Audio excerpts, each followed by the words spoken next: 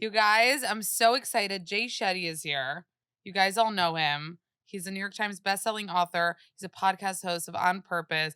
You're a chief purpose officer at Calm. I want a title like that. And you're a former monk. Yes, Amanda, thank you so much for having me. Yeah, I've been looking forward to this I for know, a me long too. time. I love know. bumping into you at events. I know. I was so grateful you came to my show last year. I It meant did the world to me. come. I brought my mom. You know, when you have a plus one, you're like, who is going to come? And you have to find like the most fitting person, the most deserving person for that event. And I was like, my mom, you know, it was such a lovely experience. Well, I hope my mom doesn't see this because now she's going to be like, why have I not been your plus one to an event? You're not taking her to stuff? Not yet. No, I have. I've taken her to award shows and things like that, and she loves it. But sometimes I'm like, I don't want to waste her time, and I don't want it to be a crazy night. But I realize she loves it now. Does she get the life? I don't think she does fully. Yeah. She doesn't fully. She's, it's so far away from her. And I often think about this for my friends back in London too. I don't often get to use some of the access or perks that I get over here for them. So they don't always get to see it. But last year it was my best friend's 40th birthday and he was my best man at my wedding. He's been my longest friend. And so I took him to see a soccer match at Manchester United in Manchester, which is our team. And it was the best time I'd ever had because I took my friends from London.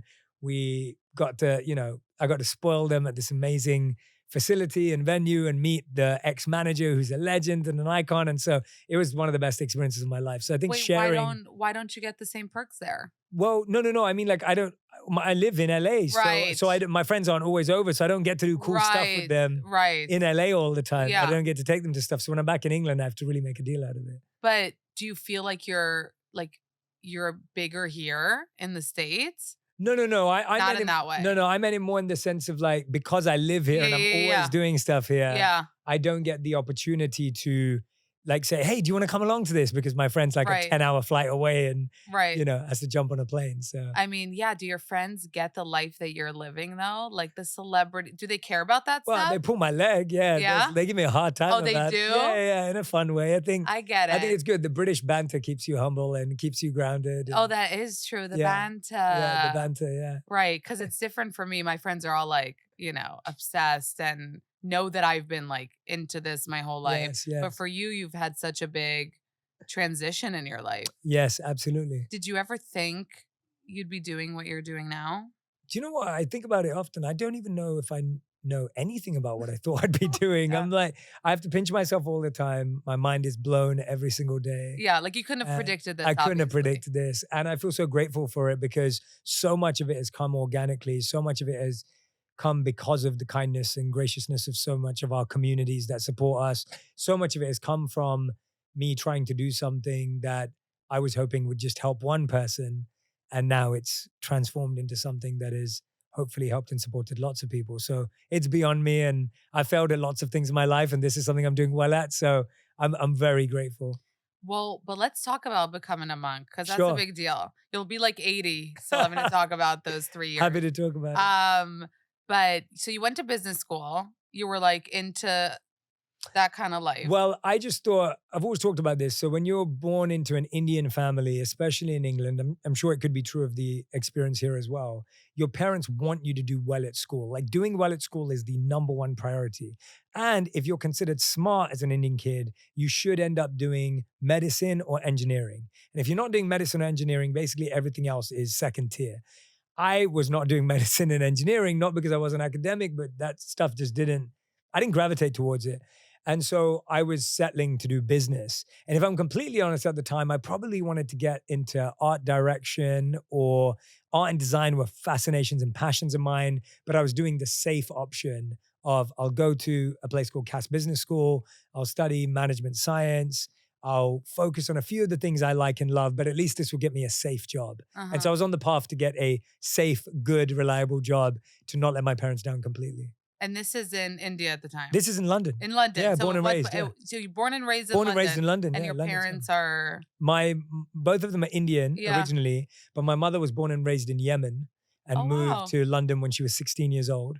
And so she speaks fluent Arabic and grew up with the Yemeni culture. Oh, wow. And my father's from southern India and moved to London when he married my mom. Oh, okay. Yeah. So you only went back to India Yeah, I would visit as a kid. Like I went when I was 9 years old, probably the first time, and then when I was 14. And so we'd go now and again Yeah. to India, but I'd never lived in India until I became a monk. But you're saying still you described, like, growing up, it wasn't like, "Oh, I was just living in London." You were an Indian living in London, like, that's a different Yeah, in the sense of, expectations, different life. yeah, I feel like having Indian parents. Let's put Yeah, it that way. Like, yeah, your parents have certain expectations that maybe all your friends don't have expectations of. right. And so, yeah, parents were like, doing good at school, Yeah, doing not allowed girlfriends, do well at not allowed school, not girlfriend? allowed girlfriends. You're Un not allowed. So I had girlfriends and I never told my parents. I just couldn't talk about it. You Oh you my can't god, share it until when? ever. What what do you Until mean? now. My Until parents are finding out right now. No. like, until you're serious about marriage or Literally. something? It's the strangest thing. And For boys, and it's the women same as women girls? correct, but women get it way harder Yeah. like than the guys, because for women it's like you're not allowed to talk to guys, and then it's like, well, why are you not married now? Why does no one want to marry you? And so like, a woman gets into her 20s and then her mom's like, well, why are no boys interested in you? And you're like, Yeah. Mom, you told me not to talk to guys for like my whole But childhood. did you get girls? Like, were you I was dating. I You was were dating. dating? Yeah, I was dating. Just my mom didn't know. Okay, so Sorry, you were Mom. in you were in college and did throughout it, were you like, "What am I doing? This is not my purpose," or was it only when you were done? No, it wasn't. It wasn't that at all. I think I actually was having an amazing life. Like things were great. I was working hard at school. I was doing well. I always believed if I could get good grades and still have fun, then that was the balance I wanted in life. And I actually wasn't spiritually inclined whatsoever. And the only thing I was fascinated by was people's stories. And so I would read autobiographies and biographies across my whole teenage years. So I was reading everything like Martin Luther King and Malcolm X, all the way through to David Beckham and Dwayne The Rock Johnson. So I was fascinated and always have been. And which is why I think the podcast today Uh-huh. is so true to me, because I've always wanted to study people's lives. And so back in my teens, I didn't know that that could be a podcast, Right. but I was studying the lives of people that I admired, and I would read about their sacrifices and the decisions they'd made and how they made choices. And so I loved hearing about people's journeys. And so once I was invited to hear a monk speak, and my university with different societies and different clubs would have athletes and entrepreneurs and CEOs and different people invited to speak. And my friends had got into spirituality. And so they said to me, Jay, why don't you come and hear this monk speak? So actually, before that point, I hadn't really been inclined towards, I mean, I didn't even know what monks really were. Yeah. And so I was coming at it from a point of view of like, well, I hope this is not a waste of my time, because I'm inspired by people who went from nothing to something, Yeah. not nothing to nothing. And what's this You're monk like, gonna? "Where's David Beckham?" Yeah, exactly. Yeah. Oh, yeah. Still till this Yeah. day, where's David Beckham? Where's I David love Beckham? David Beckham. Yeah. I know, you should get him on the pod. I've been working on it. trying. I've been waiting on it. Yeah. I'm ready, David. You have some angles. I mean, Yeah. you're both British. Yes. Yes. That's We're why- both have good hair, I hope. Both have no, yeah, I love David Beckham. Been a big fan since I was a kid. Manifesting that. Okay, so you see the monk, no inclination before, but after. I went to this event, and Amanda, I don't know if you've ever had an experience like this, but you go to something where you were expecting nothing and you predicted it would be a waste of time. But then you hear someone and you see them and you experience their presence and you think, wait a minute, why haven't I been following this person my whole life? Wow. And it sounds cheesy, but it was true. Like I went there looking for nothing and walked out feeling like I'd found new meaning in life. And it was because this man who had an Indian accent, was dressed in robes, was from India, was speaking about things in a way I'd never heard them before. I'd heard about people talk about becoming successful. I'd heard about people talk about doing well for yourself, but I'd never heard someone say that the greatest gift in the world is to use your gifts in the service of others. And when I heard that, I thought, wow, that's interesting. I'd never heard that before.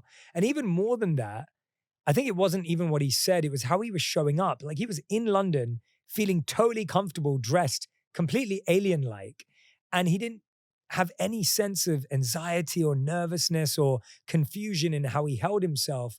And I think when I've looked back, I've always reflected that I think at 18, I'd met or heard about people that were rich and famous and beautiful and strong and powerful, but I don't think I'd met anyone who was truly happy and content. And I think when I was in his space, I felt this felt person's happy. And I was like, I really? want that. And that's what I felt. I was like, I want that. That feels like worth pursuing. That feels like worth getting in life. And so how long after that? So I spent every summer and Christmas vacation traveling to see him. So I would go and spend a month, a couple of weeks, So whatever you I had. connected there, like after the. I went and spoke to him straight after the event and I said, "You're amazing. How do I learn from you?" Almost like Really? networked with a monk. And I always describe it as simply as that. Like it was just, it's like anyone going to an event today and going, "Wow, the speaker really had an impact on me. Let me go and introduce myself." And so I did that. And he said, "Well, why don't you come follow me around at all these events in London?" So that week I followed him around. We got to know each other and he said, "Well, why don't you come see me in India?" And so I just started spending any spare time I had wanting to learn from him. And so I'd learn how to meditate with him. He taught me about ancient philosophy. He would teach me the practices. Wow. And so when I graduated, I was so attracted and addicted to the life that he'd introduced me to that I couldn't imagine living any other life. And so I decided to trade in my suits for robes and become an actual monk myself and live as a monk myself. What's this man's name? His name's Gauranga Das. I still know him. I was just with him in India last really? week. Yes. And we've stayed in touch and I see him all the time. I still visit the monastery I lived at pretty much every year, apart from the pandemic. What do they think of They, everything going on on? one end, they don't care at all, which is beautiful. Yeah. And on the other end, they're so supportive and encouraging and just so happy to see me happy. And they always remind me of what really matters in life and at the same time, give me space to express myself. So yeah, it's a really beautiful relationship. It's so wild, Jay. Yeah, it is wild. Have you been like that always? Like What's a that? person that leans in?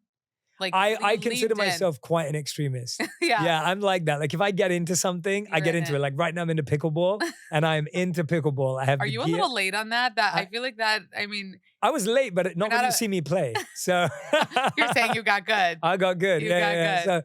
So right now I've got like the pickleball gear. Yeah. I've got the fancy what's it? I don't know what it's called. That's terrible. But whatever That it's is called. terrible. The paddle, the pickle, Pickleball paddle? the racket, whatever Yeah. it's called. Like so when I get into something, I really lean in. Wow. When I got into cold plunging a few years ago, like I was just doing cold plunges. Okay, every that week. you were starting it. Yeah. You started that on time. Yes. So that Wait, like do you post yourself cold pledging? I don't post Okay, myself good. cold plunging. Good. So you Well, won't you be have offended. is that an ick for you? I mean, it's Yeah. like, yeah, it's like a meme. Like, are you cold plunging if you're not posting? You're Right, cold plunging right, and right, like, yeah. who really cares? Yeah, fair To enough. see you cold plunge every day. I don't know. I don't post, so I wouldn't know. You don't post. Good. I don't post. I'm Me good. and my wife go together, so it's a fun couples activity. Yeah. Do you do it every day? No. Oh, When we were no? really into it, we were doing it 3 or 4 times a week. Recently, I've been bad. I have not been doing it. It's such an LA thing now. It is it right? Yeah. Okay, yeah. This It's is this. You're pulling my wait, leg did like my you- British friends now. They're like, yeah, Jay, I'm you're telling so. you, I LA. have some British in me. Yeah. Do you have a cold plunge at home? No, I don't. Oh, No, damn. yeah, I Okay, don't so you know. haven't advanced to the next. Yeah. I'm not at that level yet. You're not at that And I'm level. not brave enough to jump into a barrel Oh. filled with cold water. Yeah, it's also not as chic. Yeah, but I'm an extremist. When I get into something, I When get you get into in, it. so you leaned in. What did your family think? They think you were crazy? Yes, absolutely. Like all of my family was like, "You're gonna waste your education. You're wasting your parents' investment in yourself. You know, you're letting your family down." A lot of people were like, "Well, no one's ever gonna marry you. Like, how are you gonna make money? What if this doesn't work out?" There was a lot of anxiety and insecurity, and I love addressing that because I think now people are always like, "This is a cool part of your story," but then it was not. It was like, you have gone mad. Yeah. Like you have gone insane. Like you've been brainwashed. That was the perspective. People are like, "Oh, maybe someone's like, I could put a see hex that. on you and you've kind of gone in this direction." And to be honest, for me, I was looking at the other option, which was going into the world of work and thinking, I don't want to do that. Like that feels really meaningless for me at the time. I mean, yeah, what you just said is so important. Like now it's such a cool part of your story. But like think about your kid coming home, shaving off his beautiful hair, putting Yeah. on that robe and being like, goodbye. Yeah. Like you would Freak out. freak out. Yeah. And my extended family was like, this is the worst decision. And even my friends, like I had a lot of guy friends come up to me like, "Well, dude, does that mean we can't talk to you about women anymore? We can't, Right. what can we talk about?" And then people coming up to me and some of my friends, I mean, this is how ignorant society was then. Like some people came up to me like, "Are you gay? Like, have you been close?" And I was like, what? Like, how is that even? But that's how ignorant people, this is 2010, when the decision was made. And so it was so fascinating to me as to the kind of negativity that it drew. And so I kind of did it despite all of that. No one was saying, "Jay, this is going to be the best Right. decision of Yeah. your life." This is And going to it's- lead to you don't even know what. Yeah, Like, yeah, this was a no wild one was thing saying to do. that. No one was saying that. And you still did it. I did it because from that decision, I got so much confidence because I learned what it felt like to do things against the grain. Ah, I learned what it felt like to do things that felt right internally, even if it made no sense to anyone. And I think I learned to trust that intuition and that inner voice, have you ever which had it before? Was I this think kind I've of the I think first I've time? I think I've had it since I was 14. That's when Yeah. I first started really hearing it. And I think for a lot of us, we've been trained to ignore ourselves. I think a lot of us have ignored our inner voice, our inner guidance, our intuition for so many years. And I think for me, 14 is when I started listening to it. And that point at 21, when I made that decision, I think that gave me a lot of strength and courage to always listen to it. And so even till this day, I'm always trying to listen to it because I feel it can't lead me wrong. So did you have to give up your phone and talking to friends and everything? Yeah, absolutely. I didn't, you had to switch off. Like all your possessions fit into a gym locker. So everything you own, you get two sets of robes. You wear one, you wash one. You get a little mat that you sleep on with a sheet. And then sometimes in India, you need a mosquito net to keep the mosquitoes out so you don't get eaten while you're sleeping. And you don't have a place that's yours. So there's no bedroom. You sleep in a communal room where everyone just lays their mat down and And falls only asleep. men. And only men for that monastery. Yes, absolutely. Oh, and the some are mixed. No, not mixed, but there are female monks as well So in you different didn't see monasteries. females for also like When we would be out on the streets doing philanthropic work or charity work or things like that, you would in the villages see women, of course, but you weren't interacting with women on a daily basis. did you do any traveling with the outfit and everything at that Yeah, time? yeah, Like yeah. the dude? Yeah, so we did a trip to Scandinavia where we were traveling and backpacking and teaching meditation. I went to the UK and still spent a lot of time back where I'd grown up. So what happened when like your family and friends first saw you in the Oh room? my gosh. I remember my granddad at the time was mortified that I'd shaved my head. And Yeah. he sat me down and he gave me a whole lecture about how I should never do that because hair was seen as a sign of wealth in Mm. tradition and seen as a sign of prosperity and getting rid of it. Like gave me a full traditional introduction into hair, which I had no What's the idea. reason behind the hair shaving? Just not to have anything. It's well, first of all, the best thing is you don't have to do your hair in the morning. So Yeah. there's no basically, I mean, and I'll give a the deeper, more thoughtful reason is you lose sight of your physical self. So you're trying to dissolve this understanding of yourself and your identification with the body so that you can recognize that there's so much more to you internally. Mm. And so there's no monks in the there's no mirrors in the monastery. And so you don't look in a mirror. So I would only look at my reflection when I'd be out and about and you're looking into a reflective surface to see what you look like. But the Were you idea ever is like, who the hell is that guy in the like were you ever had the outside moment looking in? Like, wait, what am I doing? I mean, definitely had it not when I was looking at my reflection, but I definitely had that when things were like hard and difficult and challenging and you'd be like, why am I doing this to myself? Like Right. life could have been so much more comfortable. I remember there was this one moment where we had been traveling across South India. And so we were staying in this kind of warehouse and we didn't have showering facilities, but we'd been told that there were communal showers that were whatever, like 100 feet away or, a distance away. And I'd woken up in the morning. Everyone had woken up before me. So I was already guilt tripping myself that I'd woken up late as a monk. And then I found out that the showers are far away, but I walked outside and it was pouring down with rain, like bucketing down. And so I run to where I've been told the showers are. My feet are getting muddy. I'm running in the mud, getting to the showers. I get to the showers and then open the door and realize they don't have any roofs either. Like they're open air. Oh, so And it's I like was, you're yeah, basically in the rain. I'm in the still. rain anyway. I should have just stayed where I was and showered. And so I'm sitting and going, why am I doing this to myself? Yeah. But I think it really created a sense of resilience and adaptiveness that I don't think I would have had if I didn't, because I went into it saying to myself, I am going to do whatever I'm asked to do and see how it impacts me. And I think being that adaptable and flexible is a massive strength I see today because I think I would never choose to do that to myself. So when you have to do it, your mind becomes more malleable. And now you recognize that you're better at adapting to things that don't go your way. Do a lot of people come and go from the monastery, or was your situation unique? Most of the people that I joined with over there are still there. Uh-huh. There are a few people who do leave. It's not taboo to leave. Did but you know you were going to leave after a certain I amount of time? honestly, if I'm completely honest, I did it thinking I was going to do it for the rest of my life. Stop. Yes, I had come to a point of material exhaustion at the time where I thought to myself, I don't want to be in relationships anymore. I want to dedicate my life to mind control and service. I want to spend my time figuring out how to purify my heart. And I think I'll be able to achieve all of that if I'm here. And I lasted 3 years. So You lasted 3 yeah, I years. So lasted 3 years. what was the breaking point? Realizing, the whole point of monk training is to learn about yourself. And that's the goal of it, to really gain a deep sense of self-awareness. And sadly, my self-awareness led me to realize I'm not a monk. Oh yeah. I'm very rebellious. I'm independent. I have certain things that I like a certain way. Monk life is about dissolving all of that. And so I Yeah. don't have the purity to live as a monk for the rest of my life. But there was so much I gained that is so practical to live in the real world. Yeah. And so it was very humbling. It was very, very humbling to realize after 3 years that my dream was never going to be fulfilled because it wasn't my path. Right. Were they upset with you? I was upset with myself. Well, you felt like I felt like a failure, and I projected that they might be upset on me because they'd invested so much into me. They'd taught me so much, and I was sitting there going, I felt like I'd failed. I felt ashamed. I felt embarrassed. And now I was thinking, and this is what's happened, when I went back to London, everyone was saying, well, we told you so.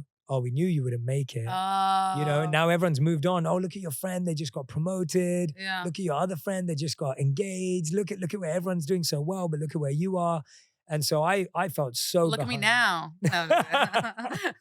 I felt so stuck in behind when I came back. When you so came back from being a monk. Yeah, I was giving myself a harder time than probably anyone else was giving me, as we do. But your family was probably so happy to see My you. mom is the sweetest person in the entire world, and she was just happy to have her son back and take care of me and all the rest of it. And now when you see monks here in the street, are you like, I'm like, you're like, hey. I'm like, yeah, please don't judge me. But yeah. Do you still own that part of you? I think you have to. I mean, I am so grateful that I had that experience. Like I said, I still go back every year to spend time with the monks. Yeah. I find it to be so grounding for me in the world that we both operate in. I find that to be my grounding, my anchor, my roots. Like, it gives me such a great sense of foundation and purpose that I don't want to lose ever. At the same time, I'm accepting it's a part of my journey. It's not who I am anymore. Right. And so I'm allowing myself to be who I am today and giving myself permission to be who I am today. And I think that's the beauty of, I think what we all trying to do as we grow older, where we accept that we have lots more to ourselves than one thing. Like, I think our identities were quite singular when we were growing up. It's like we wanted to be seen one way. And now I'm like, well, no, it's a part of me, but it's not all of me. Do you think you influence people to do that? Like yeah, what you did? People have said that to me. A lot of people have come up to me and said, Jay, I want to be a monk. What do I do? And the first thing I always say is, as long as monk life is not an escape from reality.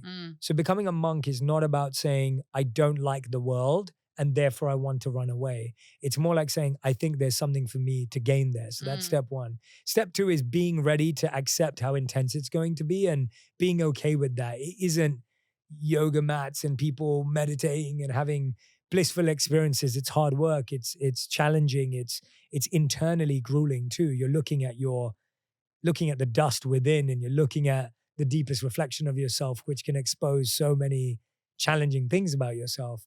And then I always say to people, hey, yeah, here's the address. Here's where you go if you want to go. That's wild. Yeah. Okay, so would you want to do it, Amanda? Shall we go one day? How do you I can't feel even about meditate. it? I'm sure you can meditate. Okay, maybe I can. Yeah. Well, I sound like one of those people who says everyone can sing. Yeah. Yeah. I tried. I was in college. I was being silly. I maybe could. That's when you tried, when you were in college? Yeah. Oh, wow. And how did it go? It didn't go well. How did you get introduced to it at college? I was giggling. That's beautiful. That's amazing that you giggle during meditation. I giggle through my meditation. That's amazing. Maybe I love could that. do it. Yeah, I think I you could. do Yeah. You Do you meditate often? Yeah, every day. Every day. Every day. How long? Usually about 1.5 hours. 1.5 hours. Yeah. So sitting. Mine is sitting. Doesn't have to be forever. Yeah. Mine is sitting. We have a little meditation space in our home that me and my wife meditate in. Together.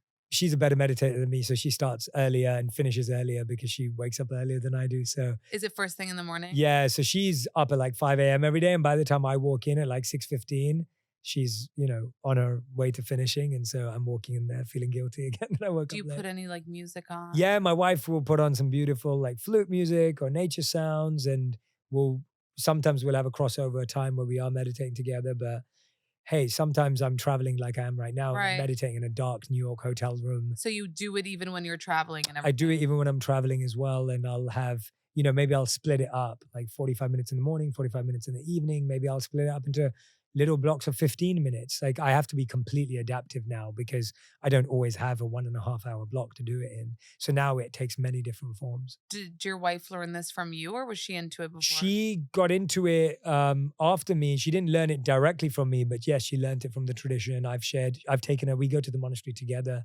Oh, really? Yeah. And so she's taken, part in it. Like I said, That actually sounds nice. it's beautiful. She's a better meditator than me. So, What, you get more antsy? What does that mean? Like when someone's better at it? she's just natural. I'm the guy who had to work hard at all this stuff, and she's someone who's just naturally good angelic. at it. Yeah. I mean, you give naturally. Like Yeah. you give the Yeah. vibe that it does come naturally. Well, You hopefully say that. that's proof that it can work on anyone. So, So you get back to London. You get a real job though. well, not straight away. So I get back to London and I'm struggling because I moved back into my parents' home because I don't have any money and can't pay any rent. And I'm trying to figure out what to do with my life. Yeah. And I'm really scared and I'm really insecure about going back to the workplace. And I was really worried about how do I explain what I've done and Put on your resume. how does it like- go on my resume and how does anyone going to relate to that? And I'd say the first month I just kind of spent in depression where I was just going back to eating chocolate, which I missed and I love. So a big slab of Cadbury's dairy milk, and then started listening to Drake again, and then started watching How I Met Your Mother. And, No, and stop. so like it was just I was just going back to all my bad Wow. habits. I mean, Great show. consider them bad. Good habits. Okay. Drake, How I Okay. Met Your Mother, and No, I Cadbury's want to dairy know milk. for real. Is that bad? No, in the sense of like when you've just come from the monastery Right, and you right, haven't in done that any of that. sense. Yeah. Yeah. But hey, I love eating chocolate. It's a good habit. Yeah. Okay. I love listening to Drake. It's a good habit. And How I Met Your Mother is a great show. So all good habits. But it was interesting because I kind of stopped doing everything I'd done. Right. And then I was like, wait a minute, like I don't need to sit in this discomfort. I have the tools to get me out of it. So I started applying for jobs.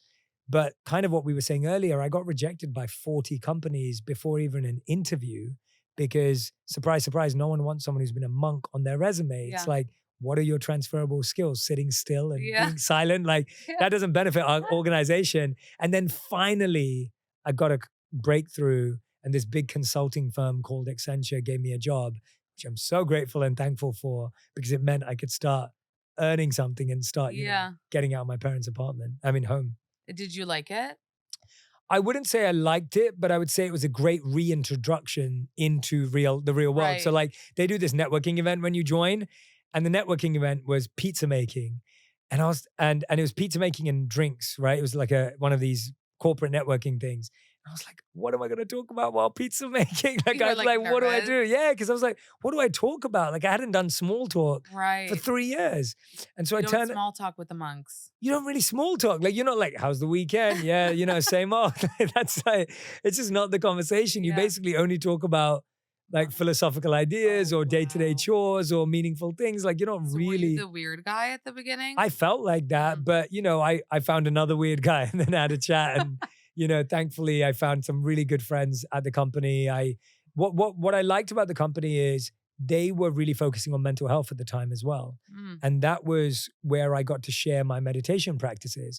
And so actually the first places in the real world that I started sharing what I'd learned as a monk was at Accenture. So I would do these mini sessions with groups of whoever wanted to learn in my colleagues about mental health and mindfulness. And so I would teach 2 or 3 people. And then I was invited to do one of our summer events at the company. So I was invited on stage to teach meditation to nearly 1,000 people who were colleagues of mine at the company. And everyone loved it. And that gave me so much confidence that what I'd learned had value and that it had a place in the real world. And so I'm very grateful to the company because I don't think I would have had the confidence to do what I do today if I hadn't seen that. Yeah. That it has a place. That it has a place and it has a purpose and Yeah. it has a use and that people need it. So tell us how you got from that to social media. So I was at Accenture, I was doing all these sessions and I was starting to see the impact on people around me. And I was thinking to myself, I can't just do this just for my colleagues. I have to do this beyond. And I was doing a little event in London that I set up on a Friday night where I'd invite anyone that I knew. I'd put up little posters and flyers around town. And maybe if I was lucky, 10 to 15 people would come and I'd give sessions on meditation and philosophy and all the stuff I do today. But I was just happy that I was doing it. But I got to a point where I was like, this should reach more people. Mm. Obviously, it's helping people, but I would like it to reach more people. And so I started pitching a video idea to media companies in London. And I was like, I don't care what you pay me. I'll start for free. I just want to make videos if you'd put these out there to help the world understand meditation and mindfulness. And all of them said to me, Jay, you're too old to be in media. I was 28 years old. They said, you're too late. You know, you should have started a long time ago. Everyone who's starting is 21 years old or 18 or 16. I had people say to me I had no experience in Wait, I have a communication. question. Did you not know at the time that you could just put it out there?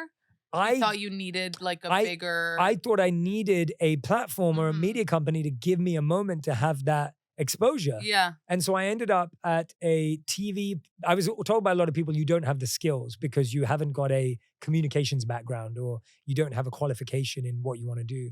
And so I ended up at a TV presenting workshop in London run for ethnic minorities, so, you know, people of color. And so I end up in this room probably around this size, and there's 5 or 6 brown and black people in the room, and they're teaching us how to present. And so I went there to see maybe I need to develop some skills. So I went there, and at the end of it, they were like, Jay, you've got some really good skills. Like, you could do this. And I was like, okay, give me a job in media. And they were like, there's no jobs in media. And so I was like, all right, thanks for inviting 5 to 6 brown and black people in here to tell us there's no jobs in media. And they said, well, you should start a YouTube channel.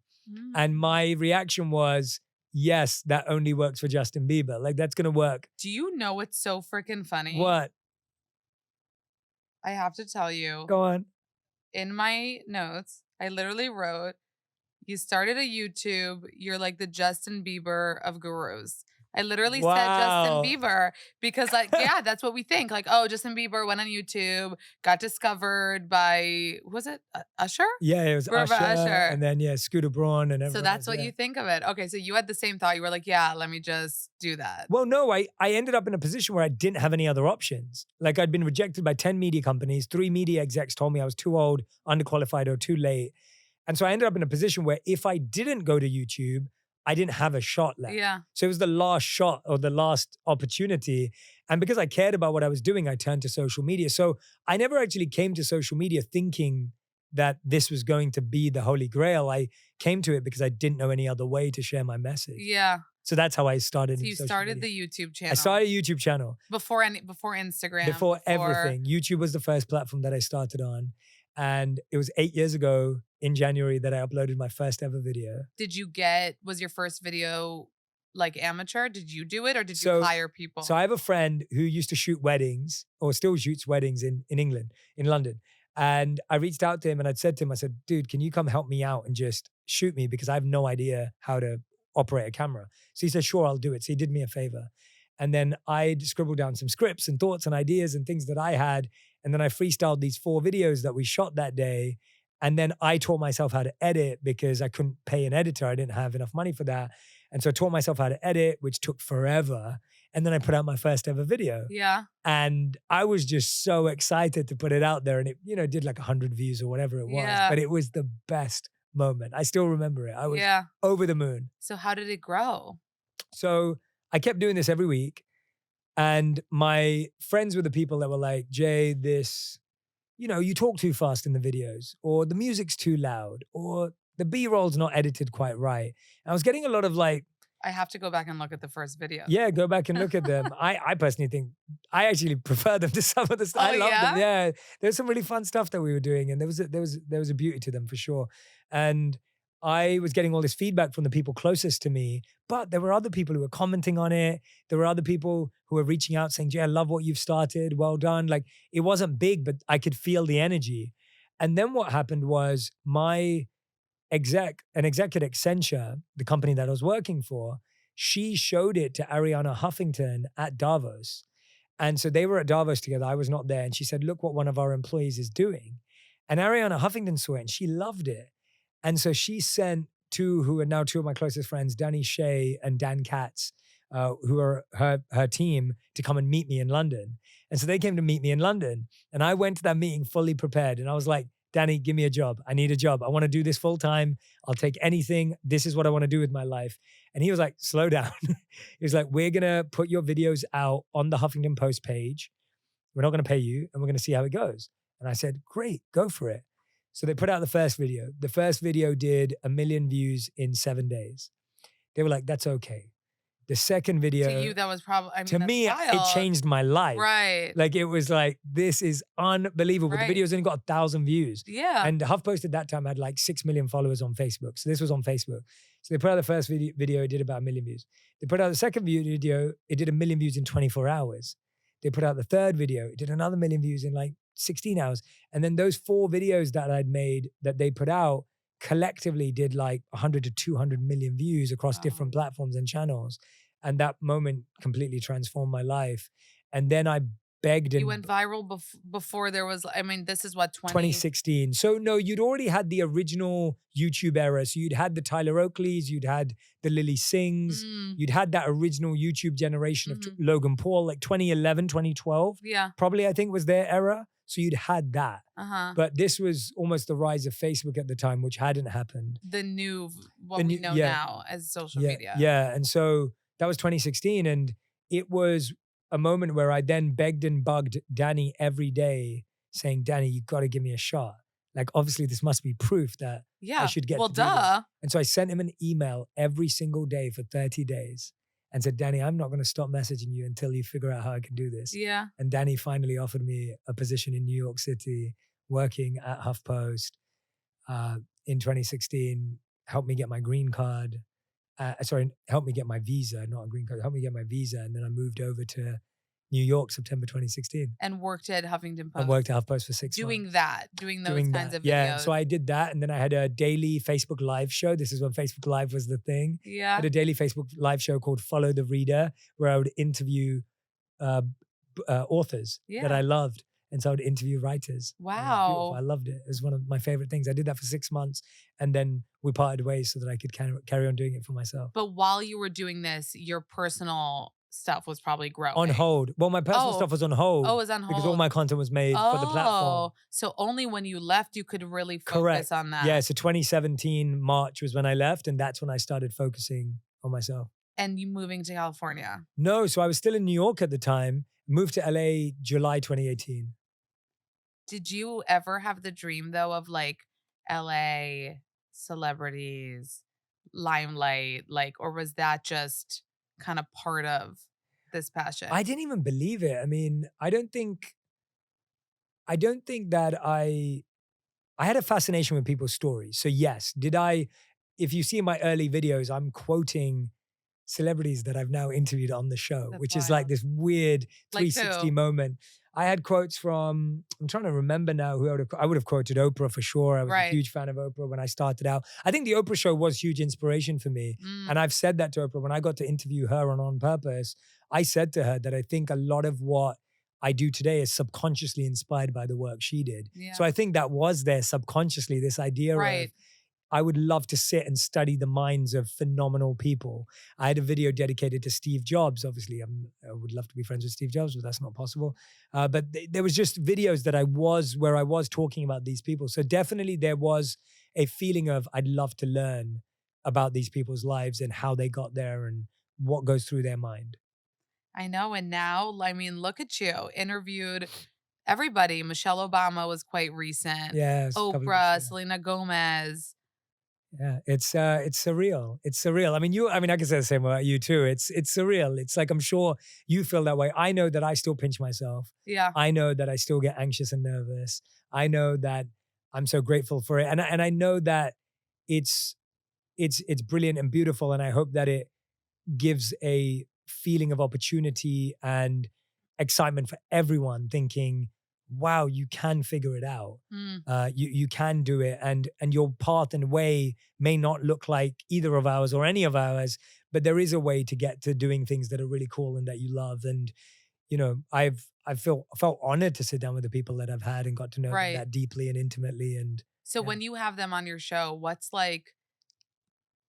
the most interesting part of the human? Like, what are you trying to find out when you sit with them? Oh, great question. You have you have a niche, kind of approach to things. Yeah. So what are you trying to get to in their core? I'm trying to get to the core of the human that we don't often get to see or they don't get to share, because often a lot of what everyone has to do is perform, show up, play a role, a product, whatever it may be. And I'm like, if we can get beneath that and beyond that, who is the soul? Who is the heart? What is the essence of that being? That's what I'm trying to tap into. Yeah. And I love the mining process. I was just describing to someone this morning, this idea of how I'm looking at, I think all of us have a mirror when we start our lives, and then every experience we have almost adds a crack to that mirror.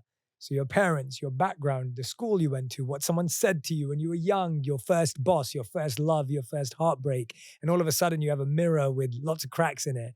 I'm trying to get to that and understand how those cracks were created and formed and how that person's perspective has evolved. Do you think they're ever nervous to come on your show because it is so like deep and not, not surface level like a lot of Yeah, I interviews? think what I've learned, and I've really made peace with this, because when we started the show, no one could come on the show. Like no one wanted to come on the show because the show didn't exist. No one really knew about the show. So it was so hard to get anyone to come on the Right. show. Now what I've realized is people come on when it's right for them to open up. And so I trust that if someone doesn't come on my show, I'm not offended, I'm not upset. I have no judgment. I'm happy for anyone to do whatever show is right for them, because I feel our show creates a particular That's what I meant by opportunity niche. for Yeah. someone.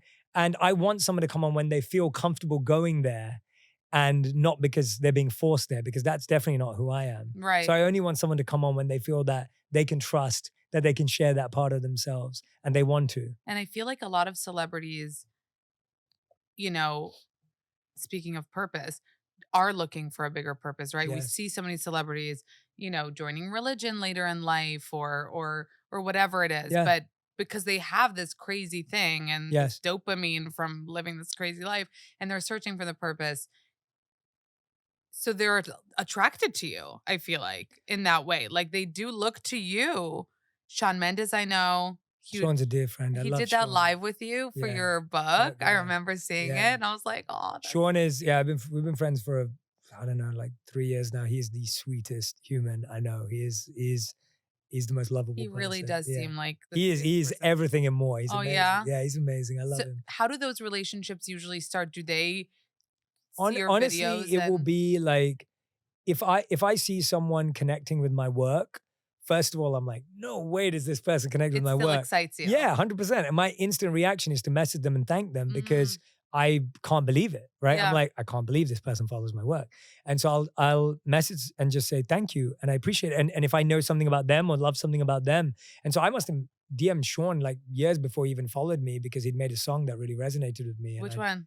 In My Blood. Like that song was just, I thought it was really powerful, and I'd message him about it. And he didn't see that DM for 3 years or something. Yeah, I mean, DMs, they get lost. Yeah, he hadn't seen it for 3 years, but then he'd come across Think Like a Monk. Oh. And so he checked his DMs and seen I DM'd him 3 years ago, and then we connected over that. And so I found that that's happened often, where either someone's DM me or I've DM'd them, and then we discover it. And so all of it has happened really organically. Yeah. And, sometimes I spoke about this with Kendall Jenner. Like, so Kendall and I bumped into each other at a mutual friend's birthday party, and I'd connected with her, and I'd seen her talk about mental health for years and well-being. And I loved that she was using her platform to do that. And so after seeing her at that party, I just messaged her and I said, Kendall, look, like, I was too nervous to ask you at the party, but I would love to have that conversation with you. And she was like, Jay, are you kidding me? I'd love to do that with you. And so, it was just this, it's just truly, really organic and vulnerable, because I'm putting myself out there and I'm okay with how long it takes and whatever it takes. I agree. And I think that because we talked about the particular way that you interview, like for somebody, there are some people who would, have it intimidate them because they don't want to go there. And then somebody like Kendall Jenner, I feel like that's an interview where she would be more comfortable, Yeah, I mean, because she would love, she's very into that stuff. And she's so thoughtful and reflective. And I love that she shared what she did on the interview on the podcast, because I think people hadn't really seen that side. And I was so grateful to have that opportunity. Yeah, she's awesome. And you officiated J-Lo and Ben's wedding. Yes. Yeah. How did that happen? So J-Lo and I had been connecting over the years. And so she came on the podcast early on. I'm trying to remember. It must have been 2020, the year she came on the podcast, in January, I think it was. And so I'd interviewed her. We'd got connected. We really got along. It went really, really well. And then she'd kept inviting me to events, movie premieres. And then she invited me to officiate 4 weddings as part of her Marry Me musical show in LA. And so we officiated weddings of people that Oh, she'd wow. brought together. And it was her, myself, and Maluma. They were the witnesses, and I was officiating. And so we'd been developing this relationship over time, talking offline, messaging. And then when she asked me to do this, I was completely, I mean, when anyone asks you to come to their wedding, let alone officiate, it's It's the most also humbling, nerve-wracking, though. nerve-wracking. Yeah. And I remember practicing the ceremony to my wife a couple of days before, and my wife was just like, "No, you can't say that. No, no, it needs to be better than that." And This you is know, Bennifer, okay, yes, 2.0. yeah, and like 20 years of like, the history of Yeah. it. And I was just like, wow, I am not qualified for this. Like, this is That's hard wild. work. And even on the day when I was standing there, and it's like for me, come on, I grew up in London. Like I loved movies growing up. I'm at a movie set, like in one sense, but at the same time, it's not, it's real. Yeah. So you're toggling this, it's like Ben's standing right next to me. We just had a conversation before we walked to the altar, and now we're both standing there, and It's we're still surreal. it's surreal. Where, Jennifer Lopez is walking down in her dress and everyone's like breaking down and crying. And then Ben sheds a tear. And then I'm just going, don't cry, dude. Not now. I love love. I'm a romantic. Yeah. I'm a soppy guy. Like, I'm like standing there going, just don't cry. Like, if you break down, then this whole thing's going to go. And then they're both there. I'm checking in with they're okay. And then Jen looks at me and goes, she goes, it's your turn now. And I'm like, yeah, I know. Oh I'm my trying to get God. myself together. And it was just, yeah, it was magic. It was really magical, and I'm glad I didn't cry. And you did Vanessa Hudgens recently. Yeah, so that was really, really special. So Vanessa I met because Joe Jonas, who became a dear, dear friend during the pandemic, Joe set up a weekly Zoom meditation and community that I would teach and he would lead for all of his friends during the pandemic. And so this would be a Zoom of maybe 20 to 25 people that were Joe's invites, and he would ask me to lead a meditation. And it was beyond meditation. I'd lead a meditation, but then after that, everyone would open their heart. People they'd lost, struggles they were going through, challenges. Some of them were nurses, doctors. Some of them were in the entertainment industry. Some of them couldn't work anymore because they couldn't tour or travel. People would pour their hearts out. And Joe, again, is one of the nicest guys and is surrounded by a beautiful group of people. And so we'd be doing that. We did that for 75 weeks. What? So it was deep. It was really deep. Joe was doing the deep work. And we did that for 75 weeks. And one of the people that he'd invited was Alex Shipp. So I don't know if you know Alex. She was in the new Barbie movie. She's fantastic, great actress. And she's friends with Vanessa. So she'd invite Vanessa. So the group was starting to grow kind of randomly. And so Vanessa came to the group, and there was a text thread beyond the group between everyone who was on the group, but I wasn't invited to this because I guess it was a bit more frivolous and Joe wanted to keep it a bit that way. And what people think that you're like too serious? No.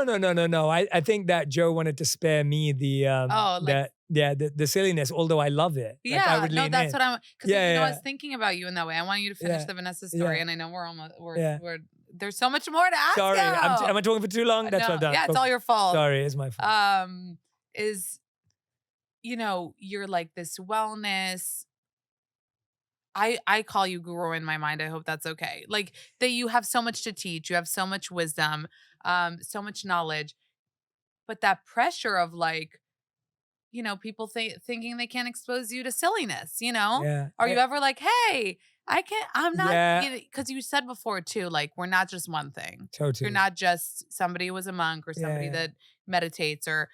I mean, you can let loose, right? Yeah, totally. And I think it's needed. And I actually think that's what the monks were like. Like the monks are some of the most childlike, humorous people in the world. Like if you meet a monk who's been a monk for like 3 decades, I promise you will crack up because they have such a childlike energy about them. And so it's part of being spiritual and well as well. Like laughing is the best medicine, right? I mean, that's been said for years. And my wife is completely all about wellness, but she's one of the funniest people I've ever known in my life. So I think laughing is good. And yes, I agree. I think sometimes people think I'm quite serious, and I like to break that bubble early because I want people to recognize people can be themselves around me too. Yeah. Like, I'm not putting up this pressure where everyone has to act a certain way around me. But anyway, Cole Tuck, baseball player, met Vanessa Hudgens on that group chat. Wow. And so that's how they met.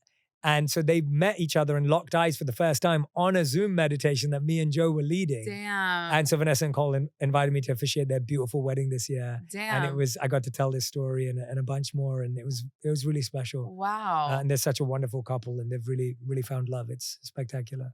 So you're also a wedding officiator. That is now a new thing. And before did you get like ordained? Like I had to do now you just do an online test. Mm. And different states have different rules. So I've also done it in places where you don't need to have anything.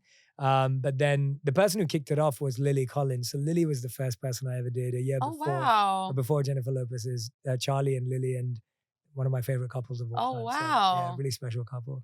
Jay, you're special. I'm just grateful. You're special. Thank you. You're special. You're special. For real. Thank you for coming on. Thank you. This Thank you for having was so me. special to me. I could talk to you forever. I mean, we're on page 3.